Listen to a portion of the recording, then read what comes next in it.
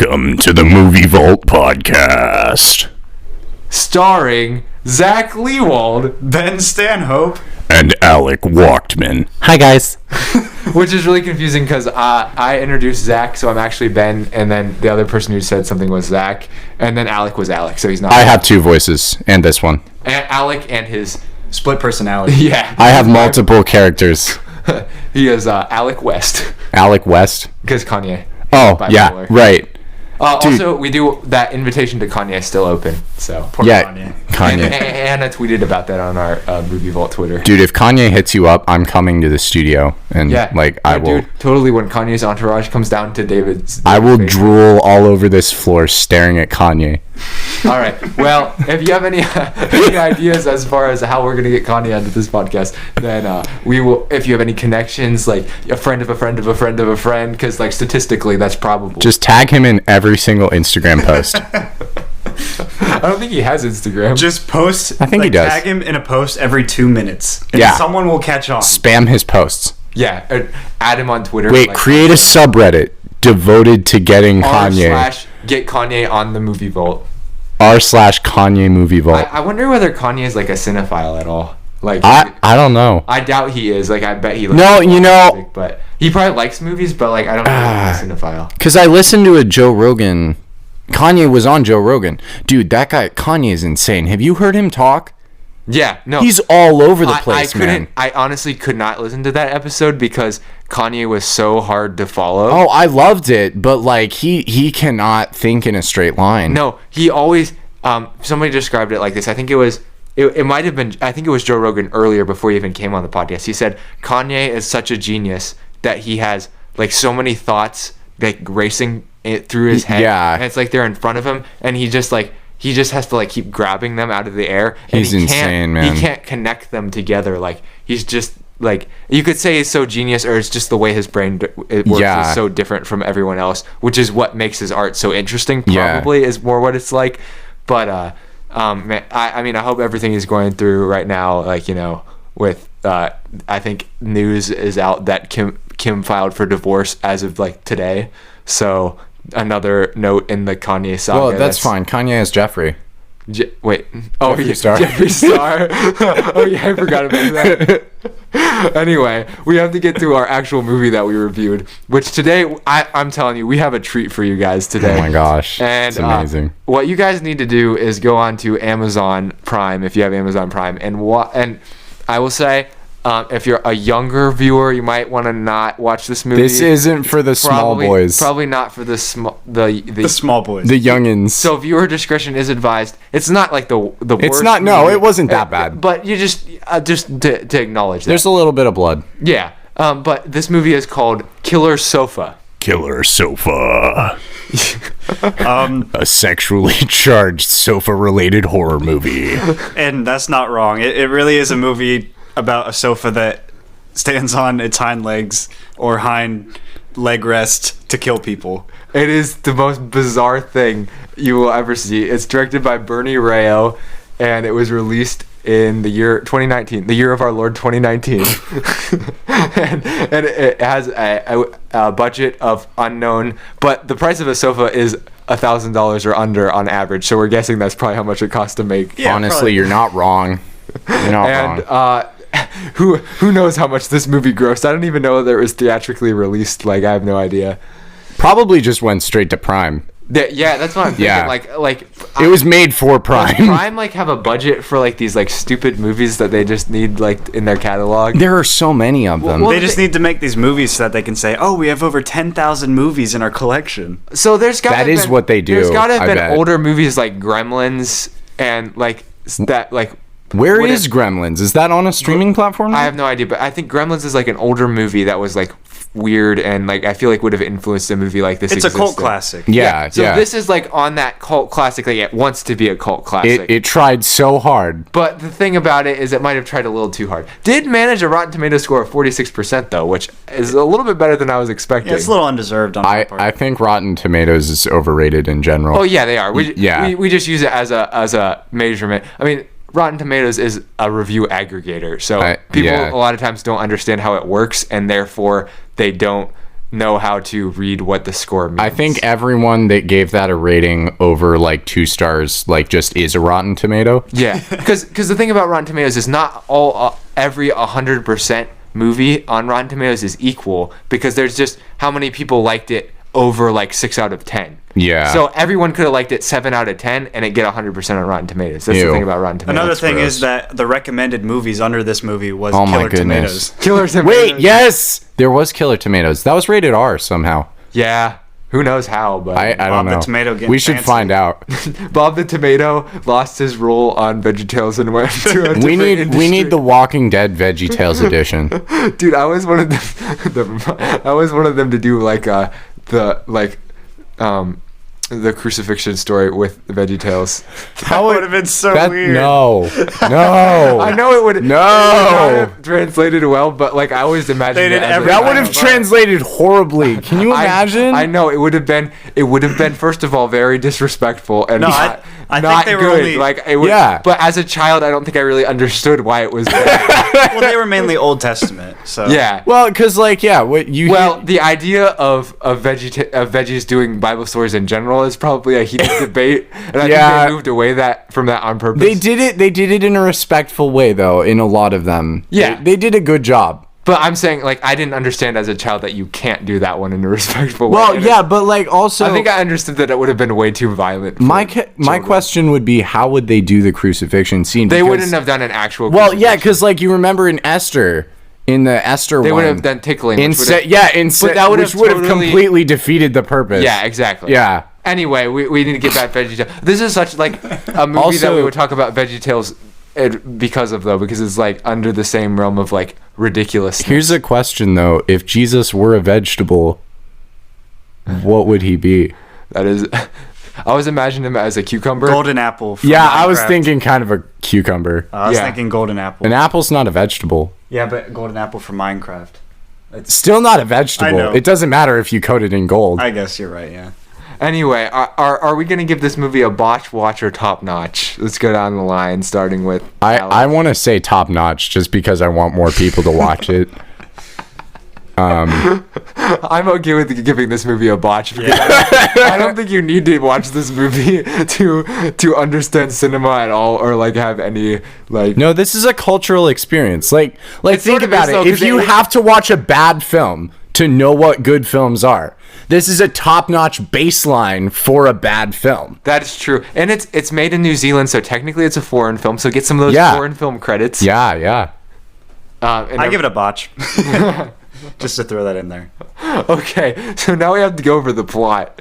Ah, and I want to yes. sort of delicately go over this plot because there's some specific details that might you just have to watch the movie to wait, understand. what do I need to avoid? Who's listening to this? Because I don't know. That's why I don't know. That's why I'm being delicate. Okay. Because I don't know exactly who will be listening to this podcast. So anyway, there's this girl and she comes across this chair the sofa that's possessed basically. Well, at the start of the movie we see this scene with this guy getting his legs cut off on the sofa. They just get right into it. Yeah, They like, just literally like right straight there. to the tiger saw. Yeah, Like he just chops his legs off. and then And there's blood. there's this very convoluted plot that involves a character named Francesca, I think is her Francesca? Is that her name, Francesca? I think it's Francesca. Yep. Francesca, okay. And then her friend Maxie, and then there's 2 detectives, TJ and Bob Gravy. Detective Gravy. I actually think they call him Inspector Gravy. No, it's detective. Oh, it is? Okay. They It's say detective. inspector and detective. Oh, Detective Gravy. But the funny part is, at the end of the movie, he says, "Please call me Gravy." Call me Gravy. And we'll go ahead and call that the quote of the movie. No, I think we. No, there are a couple more. I'm gonna find the quotes on IMDb, and then we'll do a dramatic reading. And then, so essentially what happens is that this chair keeps attacking people, including her boyfriend. I forget what his name is. And then her stalker weird guy, Ralph, because well, no, she had a gay boyfriend, Yeah, I think so. and his name was like Miguel. It was something. Yeah, so every something guy Spanish. gets obsessed with her, but like the idea was that since he's not really attracted to her, that he doesn't get obsessed, I think. But like every other guy in her life, including the inspector, eventually becomes like obsessed with her. Yeah, in a very can't get creepy over it. way. Very creepy way. And so her neighbor he also gets wrapped up in this chair business. And then we get this plot with this priest named I don't even know what the priest did he even have a name? Who knows? And he's not a priest, he's a disgraced rabbi. Oh yes, but we never find out why he's disgraced. Yeah. Or if he's even a rabbi, because the only indication we have that he's a rabbi is by a mug. He's this weird, like, trust he's me, friends I'm with this a rabbi. weird, like, this lady. No, I think they're married. Are they married? I think they're married. Okay, so yeah, and his wife is like a psychic. She's like a psychic, and then he like says, "Oh, I have powers," and then he knows that somebody's in trouble. He but finds out like who. 70 years into his life that he has psychic powers.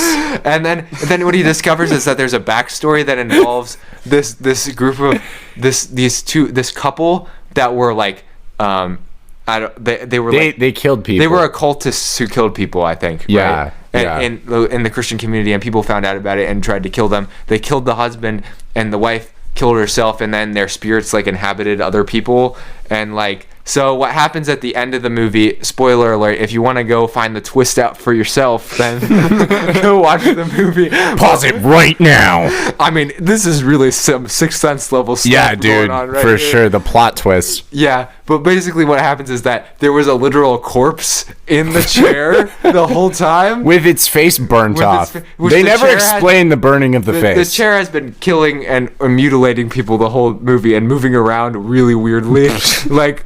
Well, there's a point where it like has a spring that comes and opens up windows. Yeah, it has spring hands. Yeah, it's very strange, and you see it moving around and like extending, like all sorts of weird stuff. And apparently there was a corpse that was inhabited by a spirit in it the whole time. And at the end of the movie, the corpse, the spirit of the girl who killed herself a long time ago, goes into Francesca. You know, honestly, and the spirit of the guy who was dead for a long time, who was in the chair, goes into Bob Gravy, and then they go off, and Maxie's like, "Oh my gosh!" And she looks into the chair, and she can see like Francesca, the real Francesca, like in the chair, like falling into like this dark was that pit. what that was supposed to be? I think so. I thought that was actually just a weird side. That was actually like a really dark ending. Like she's just somewhere, just like floating in dark space, like in like sheer like terror. Now, was I incorrect, because this film was so confusing? But was I incorrect in assuming that the body in the chair was the guy whose legs got chopped off? Oh, yeah. Because he did say something. He was like, he wanted me to put him in this chair. Yes. Yeah, I think you're right. And it's weird because we get to this part of the movie where this guy admits to cutting off the guy's legs, and he's just like, why did you cut off his legs? I don't know, man. I thought the less questions I asked, the better. I thought the less I know, the better. Who would say that? Who would be like, their friends like, oh, I want you to cut off my legs. I really need you to do this for me. And they're like, okay, but I don't want to know anything about why. Ben, if you ever ask me to chop off your legs, I will not ask questions. Okay, I'll just do it. And you have lots of knives. You can. I have. Are we plugging this now? Go ahead. Yeah, we do. I have lots of knives over at Wachtman Knife and Tool. Check me out on Instagram at Wachtman Knife and Tool. I've been making knives for 6 years, and I do it out of my garage. It's really fun, and you can follow me on YouTube, Instagram, and Facebook. Wachtman Knife and Tool LLC on Facebook. I'm also on Reddit for any of you seasoned internet veterans out there. My username is u/frick.exe. Spelled FRICCDOTEXE. That's good. Check me out, Wachtman Knife and Tool. Yeah, and also we're gonna plug our social media because we were supposed to do it at the start and we forgot, because we always do, and we've been trying to move it to the start of the last couple episodes. So if you want to email us any questions about this movie because it's so confusing, our email is themovievaultpod@gmail.com. You can also follow our Instagram at themovievaultpod and our Twitter at movievaultpod. And yeah, we'll pretty much answer any if you email. need emotional support, we have said you've that. been scarred by this movie. Yeah, you can complain to us about that. Ben is in medical school, so he's pretty much a therapist. That's technically not true, but it's factually not true. I have taken 2 psychology classes. Are you fact-checking me right now? I'm totally capable of understanding human development. Very capable. In the mind. He is legally responsible for anything he tells you to do. And I realized that I forgot to look up a Rotten Tomatoes review that's bad, which I'm sure is hard to find. So I'll just like... I found an IMDb review that was bad. Okay, so go ahead and read that review. You don't have to, if it's really long, you don't have to read the whole No, it's actually pretty short. It was a review May 2nd, 2020, so the heat of lockdown, I guess. People were bored. Did this guy give it 4 stars? It looks like he gave it 4 stars. They rate out of 10 though, don't they? Or do they not on IMDb? I feel like oh no, it is out of 10. Okay, so that makes sense. I thought it was out of 5. This guy says, what the hell is going on? This movie is insane and not in a good way. Waste of time. Don't ever watch it. Terrible. So I'm trying to figure out, on Rotten Tomatoes, it has it under this movie, My Lover, My Lazy Boy. So I wonder whether it has like 2 different names. Like, I wonder whether it was originally supposed to be called My Lover, My Lazy Boy, and like when it got on streaming services, they were like, wait, no, it had a different we're just name? calling this Killer Sofa. Wait, what was the original name? My Lover, My Lazy Boy. I like that one better. I think that's better, but that's why I like that better. I think when they put them on streaming service, they're like, we have to call it Killer Sofa because nobody will watch it. That would explain the My one Lover, scene. My Lazy Boy. That would explain the scene at the beginning where she's like on the chair. Yeah, that's a weird scene. We're not going to go into detail on that scene. So somebody from Film Inquiry says, my advice, watch the trailer and only the trailer. The end result is infinitely more entertaining than the actual one. So I'm not exactly sure. Oh, wait, we never watched the trailer. That's Adam Mock from Film Inquiry. So that's pretty much the only bad review, because the other 2 people who are actual Rotten Tomatoes approved critics who reviewed this gave it a positive review. Oh, dear. So it actually, I don't think they count this under critical review because it doesn't have enough. But technically, it has a positive Rotten Tomatoes critical score.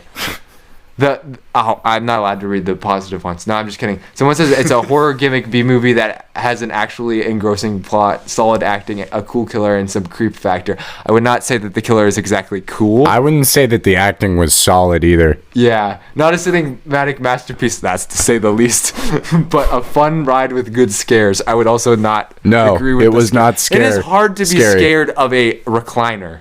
I mean, I was getting a little apprehensive because I'm sitting in a recliner the whole time I'm watching that would up the experience. So it was like, yeah, it was a little bit scary for me, maybe. Yeah. Well, I guess, it happens with that can happen with everyone. But if you get apprehensive about your recliner, you might need to, get some insurance on that recliner. Oh. Just in case, or some life insurance. Just in case death could happen at any time. Get life insurance. And you always want to have a car, auto, and a home and business insurance too. So, wait, we suggest what is the insurance company? That you contact Hedman Anglin Agency. Wait, how is it spelled? Hedman Anglin Agency. Oh, Hedman. Yes. Or HAA. It's like HEDMAN. Hedman. Yes. Hedman Anglin Insurance Agency. They're known to save you money, and my family actually switched to them, and we did save money. So I'm not saying, I don't just say that you can save money. I know you can save money. Wait, so it's like a Geico thing, but they don't have a catchy... they're a smaller independent insurance agency, but they compare rates with, so you get the best rate on your insurance. They can, make different deals than, Quit your jangling, call Hedman Anglin. State Farm, and we got a better deal when we moved on. So yeah, don't go with Geico. Don't go with State Farm. Yeah. I mean, you might technically be getting insurance through those companies through Hedman Anglin, but at least go through Hedman Anglin to make sure that you're getting the right deal. Because a lot of people just get insurance and then they forget to compare rates and stuff. I mean, that's for people who don't know anything. Dude. Be smart. Quit your jangling. Call Hedman Anglin. I like that a lot. Yeah, there you go. That one's free. And if you do call them at 614-486-7300. 614-486-7300. Then tell them that Ben and Zach and Alec sent you. Especially Alec. Okay, so now we can get to the scoring of this movie, and my scores are sort of all over the place on this one, just because of the categories, which we haven't exactly explained to Alec, but we'll just go I would like to know the categories before I rate it. So we'll just go category by category, and you can sort of rate based on it. So our first one's sentiment, how much. What is it on a scale of 1 to 10? 1 to 10. And then each add up to 100. So there's 10 categories. Oh, okay. So our the first category is sentiment. So how much did you like or enjoy or were attached to this movie. Is -1 an option? You were not attached to this movie. No, in fact, this movie hurt to watch. Okay. I gave this an 8 on sentiment. Oh, wow. I had so much enjoyed how bad it was that was a really positive experience. Wow. Like, it's a different kind of sentimental rated 8 than most of my traditionally rated sentimentally 8 movies. Yeah. But I have to acknowledge that I had such a good time with this. Yeah, I gave it a 7 because I kind of felt bad for the director in a way because I only had 2 categories above 5. Is that a pity 7 then? It's a pity 7, but I also enjoyed it because it was really like a comedy to me because especially in those scenes where the sofa would peek its face through a doorway or was on the balcony just staring down or the springs would open the window. I don't know. It was just so cheesy that it made me laugh. So the sentiment was pretty high. You know that his Twitter is called @KillerSofa. Oh my he's gosh. proud of this thing. This is his big break. I think we should have this guy on the podcast. Yeah, Bernie Rayo. We could probably get him. I mean, we might not give you the best score, but we're not dissing on this movie. Yeah, necessarily. No. Go watch it. I want more people to see this film. I respect the hustle. So Message, I give it a 2. I give Message. Did it even have a message? I think this is the movie of all first. A 0.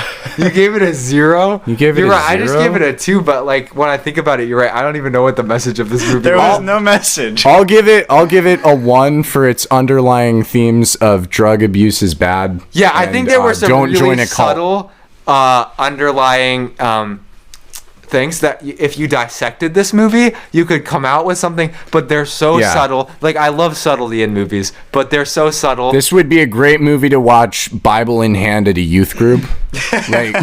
like Bible study. Okay, we're going to watch a movie of things you shouldn't do.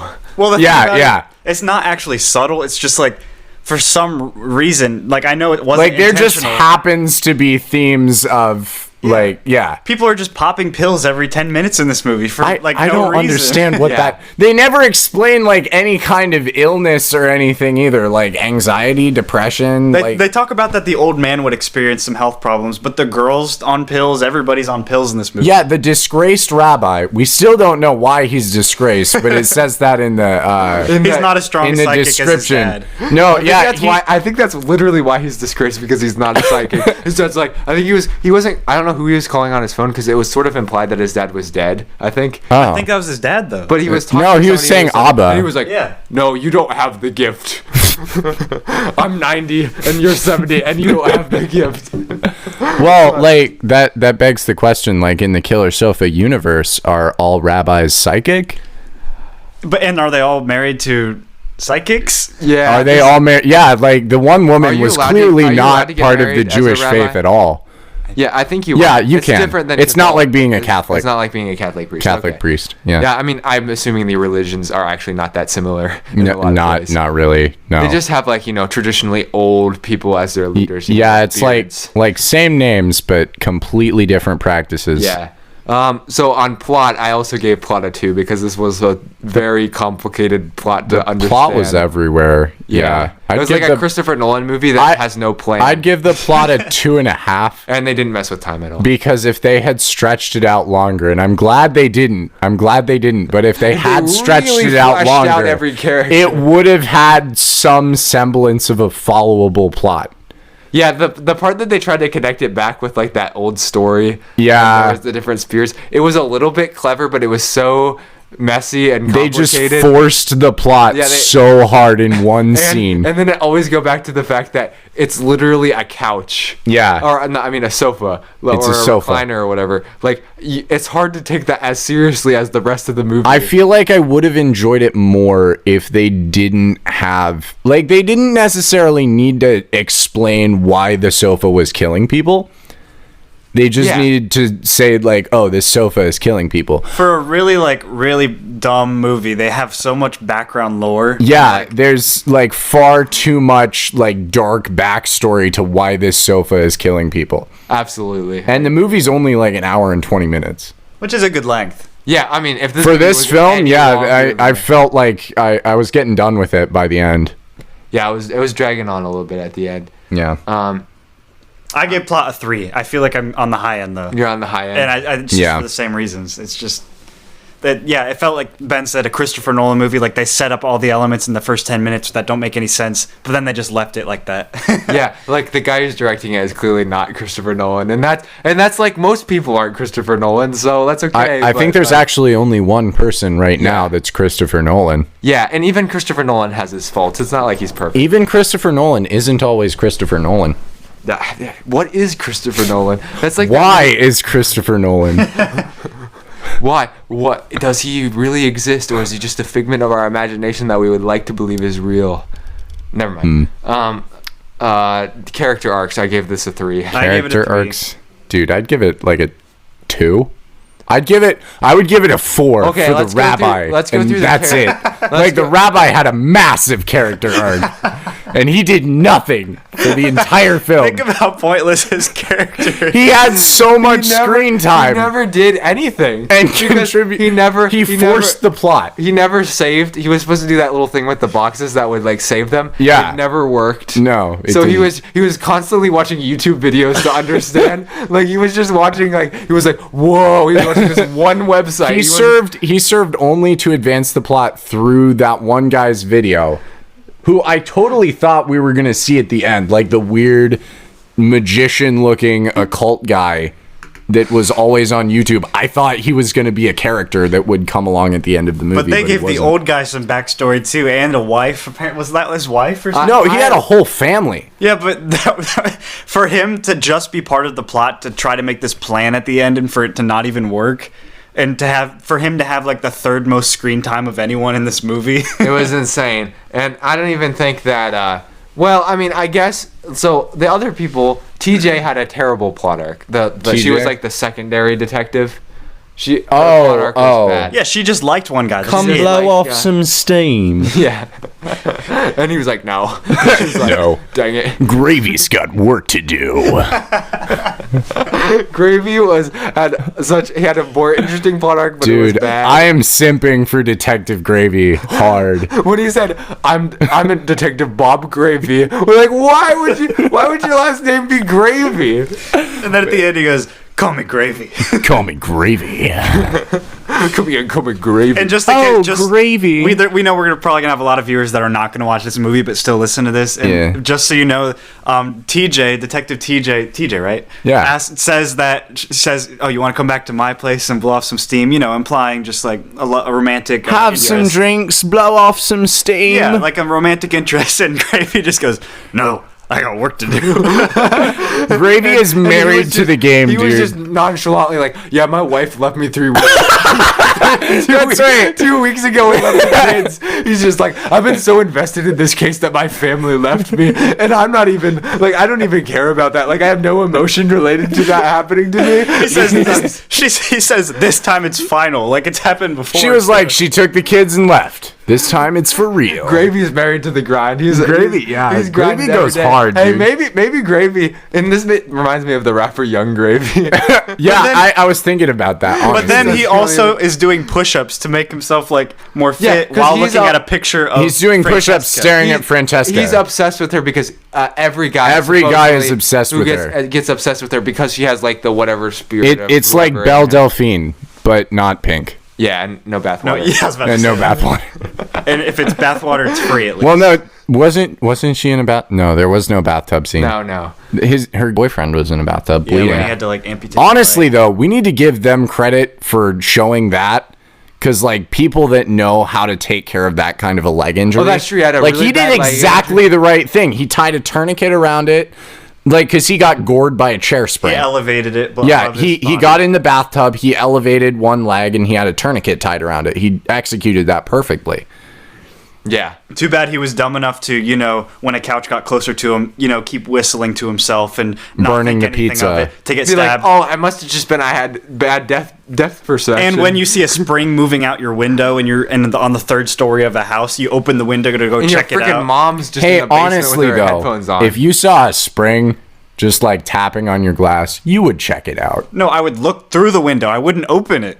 Because I would think someone's going to hit me with that spring. I don't know. What if it's a dirty window? There weren't a lot of smart people in this movie. That's classic horror movie trope. I know. I get that. If people were smart, you just have to do it. Movies. Yeah. Yeah. Oh wait, there was a shower scene. Yeah, there was. Francesca, so it was very like based off of Psycho. Yeah. Except for nothing actually happened. So there was bathwater. I guess, yeah. Francesca, her plot arc was like really weird because she was like, man, every guy is obsessed with me. This is insane. I must just be so amazing. And I liked the one scene where she was like getting questioned and saying like, every guy I've ever met has just been obsessed with me. I was like, girl, who hurt you? Yeah. She's trying to prove so hard, and then she finds out it's not even her who's doing it. Yeah. Which is kind of sad. And then, you know, she just, everything bad just keeps happening to her, and I don't feel like there was actually any like character development. It was just there wasn't character development. Well, she almost killed herself. That's true, and and the drug addiction thing. Right? Or I don't even know whether that was drug addiction. Yeah. It's just like that was aspirin. No, she wasn't taking aspirin. She was taking like Xanax or something. They were prescribed pills that she'd been taking for a long time. The rabbi was taking aspirin. Every time something kept going wrong, she just kept shoving them down her throat. She just kept like, she took like 4. And then she spilled them all over the floor and started. She was eating them like Tic Tacs. Yeah. The rabbi had like, he was in every scene. He had a handful of aspirin in his mouth, in his hands, and put it in his mouth. But anyway, are we just gonna like not talk about that one? Like, it was kind of a quick scene, but he was sitting there like choking for some reason. Yeah. And he kept reaching for the bottle of aspirin, and like his wife completely ignored what he was reaching 911, I'm not going to try any CPR or like the Heimlich maneuver. Like, I don't know what's happening, but like emergency, hopefully. That would have been the second time he had CPR performed on him. And the first time he didn't even have a heart attack. He was just like, he just fell over. Like, it was like he had. I think that's good that we're talking about the rabbi, because now we're going into acting. And acting, I gave it a 2. And 100% of that is focused in completely on this rabbi and how he couldn't remember any of his lines, and you could so clearly see it, but it was in the final product of the movie somehow. I gave this a 4 because, like, okay, being honest, there was some competent acting in this movie, but you're right, the rabbi was really bad. I can't compare this acting to an 8 in acting. No. So, like, I gave it a 2. I'm gonna give this acting a 5 only because I didn't pay attention to it at all. I was too distracted by the fact that there was a sofa trying to kill people. Yeah, it was a low budget movie, and usually they have bad acting, and this was a little bit better than that, but still bad. You could tell it was low budget, but there were some scenes that were like actually like well shot. Yeah, like the steam in the bathtub room. That was a cool shot. Like I really liked that shot. That was a great shot. Yeah.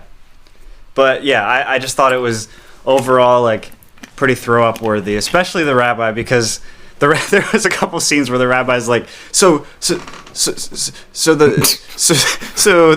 like stuttering. I mean, I'm not making. It's just like the lines. He would just like maybe that's why he's disgraced. He couldn't teach well at synagogue because he had a stutter. But it's not even that there's a stutter. Like maybe the actor did have a stutter, but you could so clearly see that it wasn't that, because he was just forgetting his lines. He was like, so Gerard was in the. He was in the chair. He was in the chair. He was in the Gerard sofa. he was in the what's the thing that this movie is about called? And then like, is it a recliner or a sofa? He's like talking to Francesca's friend, whatever her name is, and he's like, oh, she's TJ? like, yeah, TJ. No, not TJ. Oh, not TJ. Maxie. He's talking to Maxie, interviewing her. She's like, oh, my friend's Francesca, and he goes, no, not her, but your friend Francesca. She's in danger.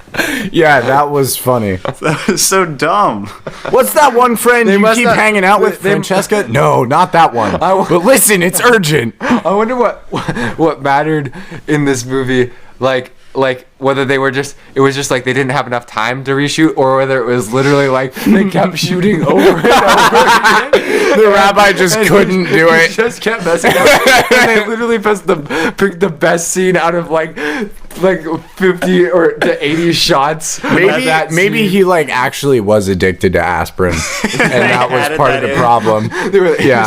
He was like, I know you think I'm the best part for the role, or the only guy who will work on this movie, but I'm like really addicted to aspirin. I'm heavily addicted to aspirin. I need everybody on the set hated him, and that's why in the description they put him as disgrace. I don't know if it's possible to get addicted to aspirin, but I must say, if you are actually addicted to aspirin, get some help. Like, no, yeah, it's a bad stop thing. it. It's not a laughing matter, but it's funny to think about at the same time.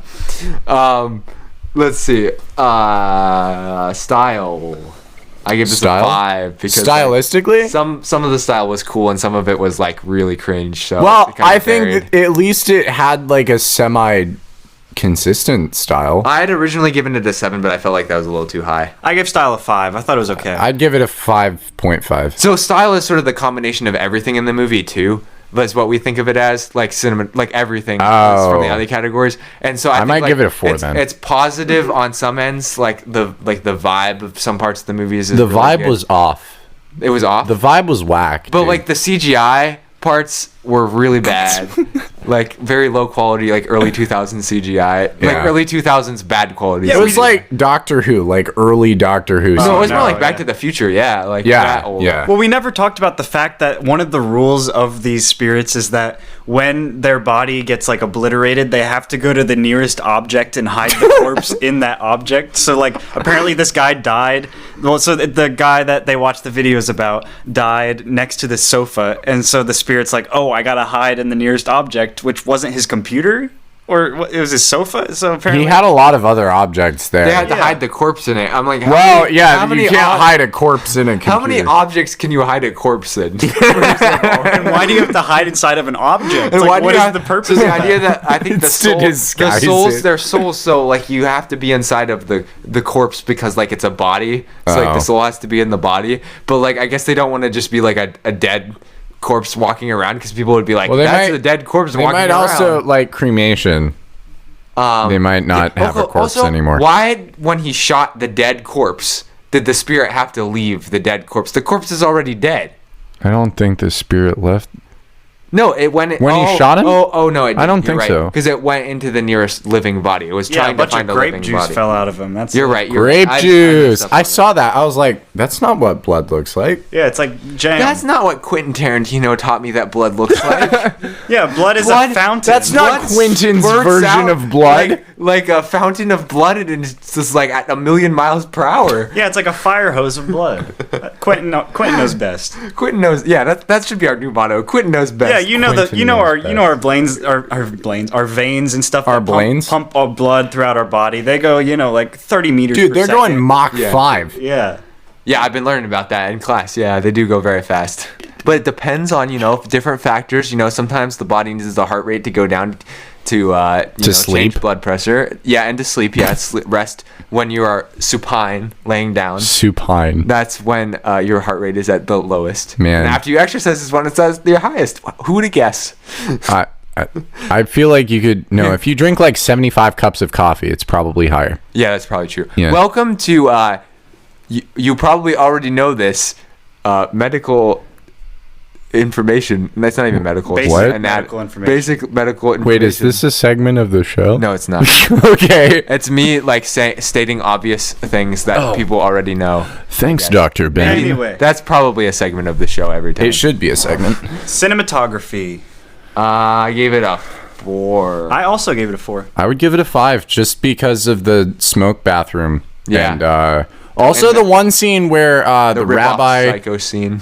Well, the rip-off Psycho scene was decent, but also the rabbi when he was in like the antique shop, somebody came up to the counter and they framed that really well. And like the lighting was good and everything. They did frame some shots, and I loved the upward shot of the light switch. What? One scene. What? The one in the bathroom. That was the only shot. That was a weird shot. I liked it because it was so weird, and there was never another shot like it.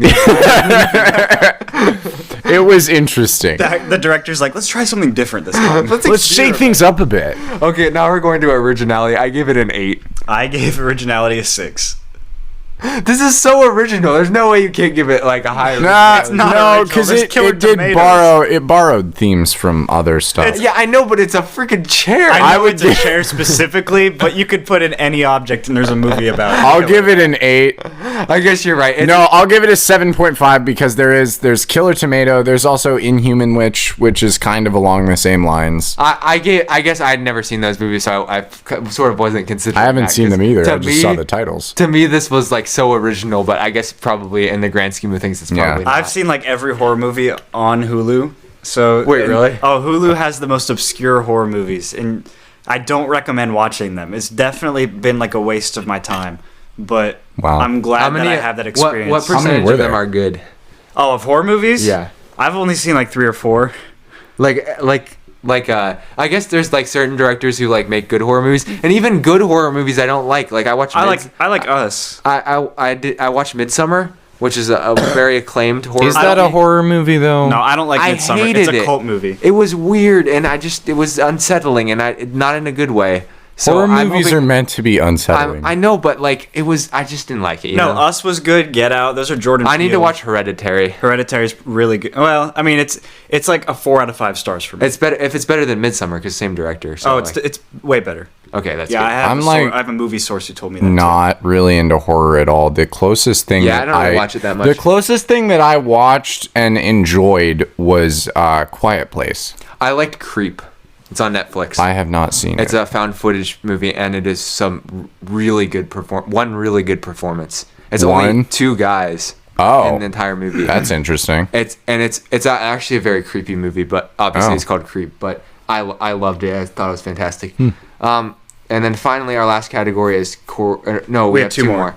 Score, which is the soundtrack. I gave it 2. Did it even have a soundtrack? I gave it 3. It had that one stupid song, and then it had like some music, I think.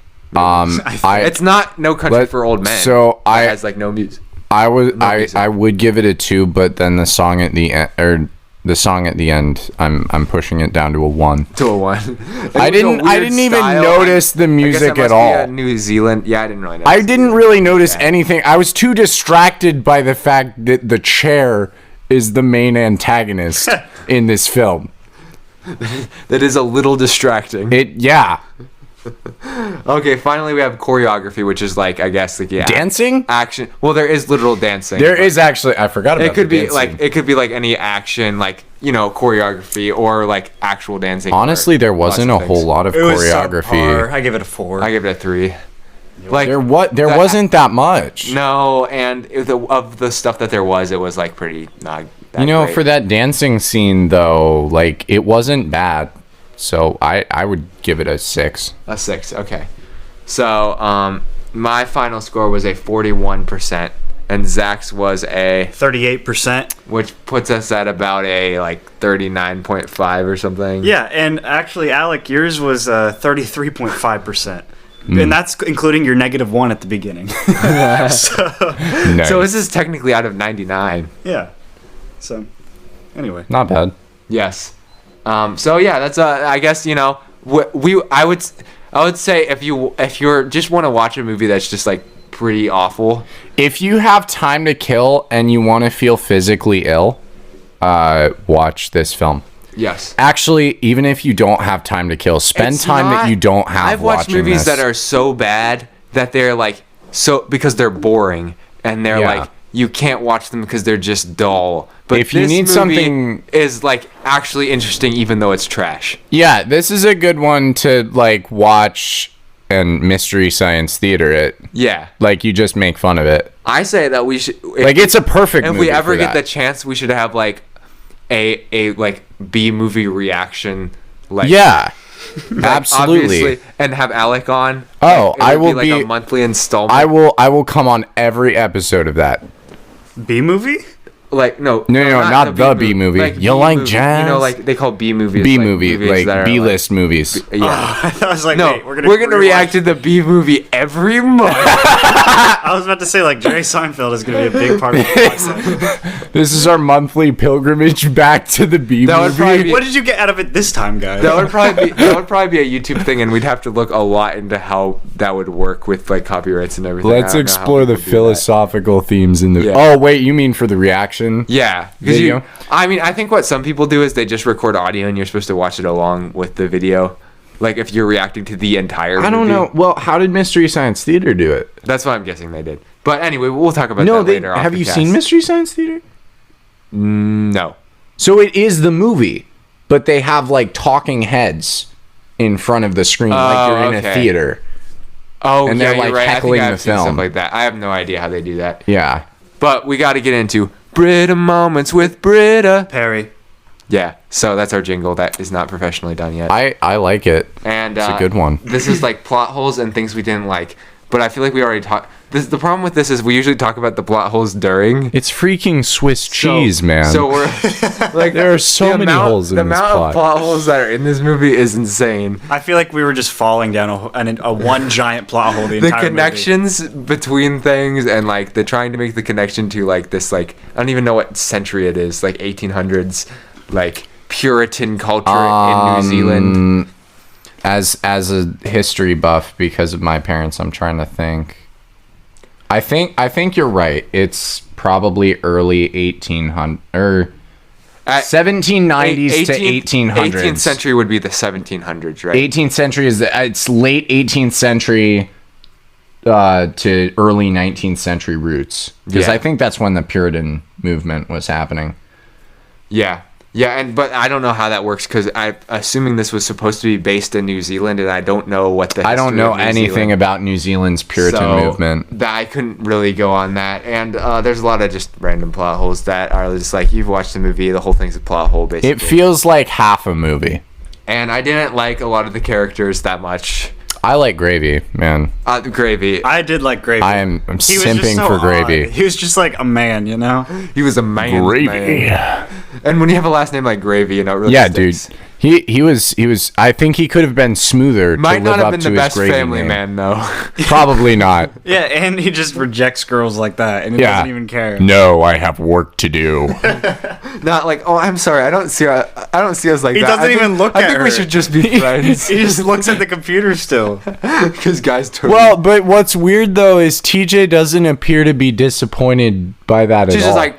Well, she was sad after. She had a picture of him on her iPad in the car. I don't think that. I want to feel like that wasn't related, and she was just being creepy. Didn't what happened was she was just in her car looking at it, and then he comes up as she's looking at him on the iPad and just knocks on the window. And it's like, hey, come in to like the other person's house, and she's just like. She didn't even try to close it. She's just like staring at him. You could have just been looking at him outside the car. I did notice she was like, that. he's way more attractive in this photo than he is right now. It was raining, but I think Gravy would be better in the rain. If Gravy had his own spin-off movie, dude, I would watch the heck out of a Gravy spin-off. In fact, we should write a script that's about Inspector Gravy and then call the guy who acted in be in our movie. If you were in this movie, you could totally be like movie. Supernatural, but just Gravy. Only Gravy. Gravy. It's just called Gravy. And he is the supernatural aspect of it, too. It's always him. He's always the problem and the solution. He's the agent of chaos, and then he solves it. He's sort of like Mysterio. That could get really surreal after a while. Well, it's I love surrealist cinema. I say, let's do it. In every episode, he loses his memory, and he always has to figure out that he's the bad guy in every episode. It's like Memento in that way, too, then. Yeah, waking up without memory. Yeah. Wait, that's have you guys seen Blank Check? No, but I think I know the premise of the movie. It's not really worth watching, but I got like 3/4 of the way. It's kind of the same thing. Yeah. That would be a good one to review. So, we have now a script idea. Don't steal it from us.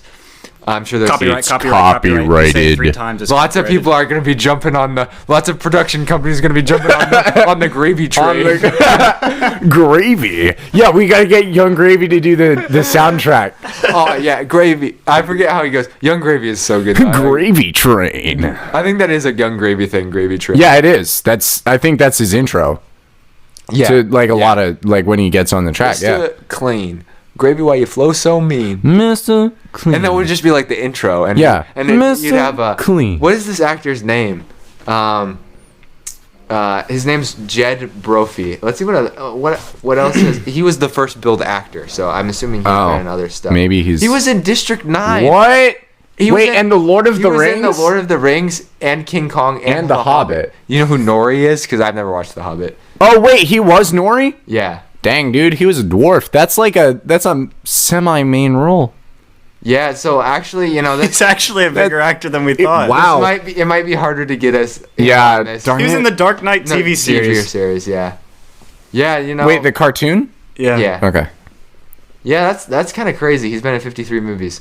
So, and also insane. Both IMDb and Rotten Tomatoes are like the only ad they have is for Nomadland, which just came out on Hulu and has been like Academy Award nominated. I've heard a lot about it, but like they were like, you need to watch this movie. If you don't watch this movie, you don't even like movies. Frances McDormand's in it. Remember, she was in Fargo? Remember about that? She was in 3 Billboards in Ebbings, Missouri. Remember her? She's in this movie called Nomadland. You need to watch it. You sound like a Rick and Morty thing. That's what I'm going for.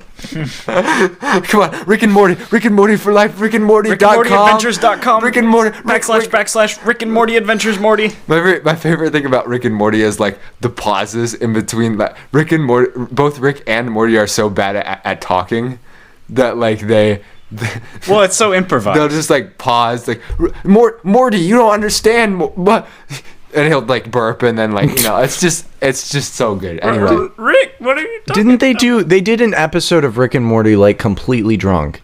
He does his method acting. He does a lot of his voice recordings drunk. He gets like absolutely hammered and then does nothing the next day. Justin Roiland is a very interesting character. That is for sure. Yeah, but he plays both Rick and Morty. So I mean, I thought he did both characters. Yes, and I was like watching one movie. I was like, "That's John Oliver." Yeah, he was in the Anatomy Park episode. Anyway, enough about Rick and Morty though. So I think we're getting close to the end here. So we just have stock market. Well, that's easy. We're only investing in gravy. We're only on the gravy train. Dude, I'm on the gravy train. I'm not investing in on the except for gravy. Train. Okay, and feedback. We did get some feedback from a guy named Jake. He gave us a list of movies that we'll probably add to our list, most of them at least. We've seen some of them, but we haven't done actual reviews about them, so thank you for giving us your list, Jake. And I have one listener who really wants us to review Master and Commander, Far End of the Ocean, or I think that's what it's called, and so we'll have to review that soon, and we'll get that on the list. If you have an in-depth conversation with me about like a movie that you want me to review, I'll be more likely to want to review it on the podcast. So just for every one of you out there who are frustrated with us not reviewing your movie with Killer Sofa. Instead, we're reviewing Killer Sofa instead of watching like Joker or The Social Network or like critically acclaimed movies. If you guys do The Social Network, I want to be on the podcast. That was such a good movie. Yeah, a lot of people really, really like that movie. That was an amazing Personally, movie. It's not my favorite Fincher movie, but I must admit it's very well made. It was fantastic. Okay, and so now we just have our final thoughts on the movie. I'm just going to state the title of the movie. Killer Sofa. I would say Killer Sofa, a soul-sucking adventure. Have you guys seen this movie, Killer Sofa? Guys, you gotta watch this movie. It's like there's a sofa and it kills people, bro. Like it's also it's so rad. To them and they're dead. So there's just a lot of. There's so many layers to this. If you don't want to watch this movie, I don't know what to tell you. I mean, like, what is the point of living your life at this point? So just pull that lever, recline, and relax, and enjoy this movie. Yeah. Okay, our next movie next week is always TBA because we never know who's going to be on the podcast. And we keep saying it every week. We will. We should just erase it from here, but we won't. We'll just keep talking about it. All right. Well, now it comes to the end of this.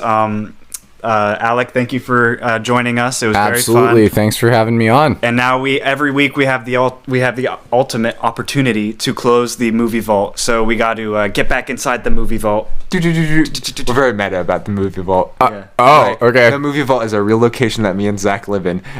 It's lined every single time we watch a movie. We get to put that DVD This is our in the movie vault. 26th movie that we. You go into the movie vault and put the. Oh, okay. And then we shut the door at the end of every episode. And we live there, and we just throughout the week we just plan for next week. Wait, you live in the movie vault? Yes. We have a bunk bed. Oh, nice. Okay. Fair enough then. If you've ever been to Zach's apartment, which I'm not telling you anything about where that is, because so many people will try to storm it. Yeah, I know. You've got a lot of listeners, don't you? Yeah. So, but it is not much bigger than a bank vault. So, no, it's definitely not. So that's exactly where we are. Okay. All right. So, we basically just make any noise as we close the vault. Do you want to shut the vault? I can shut the vault. Okay. Kanye.